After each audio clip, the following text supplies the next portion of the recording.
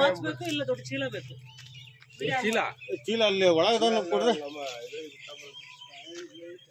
ಕೈಯ ಕೋಲ್ ಇರಲಿಲ್ಲ ಅಂದಕ್ಕೆ ಕೋಲ್ ಇದ್ರೆ ಒಳಗ್ಬಿಡ್ತೈತೆ ಅದ. ಸಕ್ಕತ್ತೈತೆ.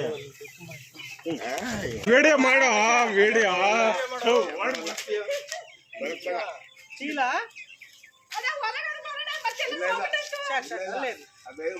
ಹೆಚ್ಚು ಕಮ್ಮಿ 3 ಅಡಿ ಜಂಪ್ ಮಾಡಿ ಕಚ್ತಾನೆ. ಮಾಡ್ತಿದ್ದೇನ ವಿಡಿಯೋ?